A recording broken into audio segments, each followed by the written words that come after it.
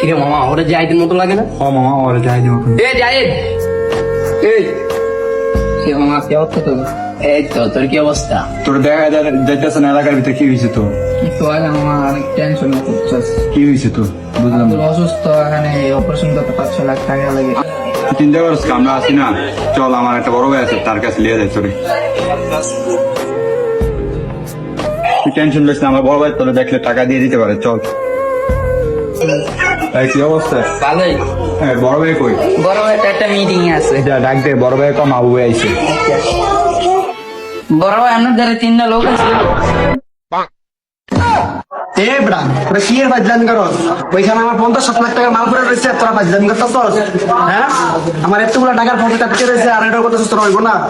Emergency আমার pocket শেষ করে চুদ্দিন পোমেরা, মানে চুদ্দিন পম করে দেবো তোরা। ডেস্তে রাখ ফোন বাঞ্চন। কি করো? আপু বলাই। যাও না কেন? বড় ভাই কইছে যাইতা। আর চল।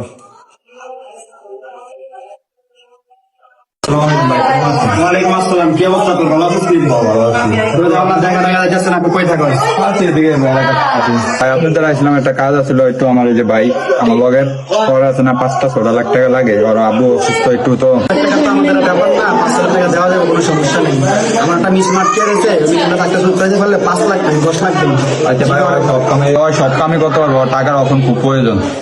যে কাম দিবেন হয় সেই কামে রাজি। পারবি না তুই? A few moments later.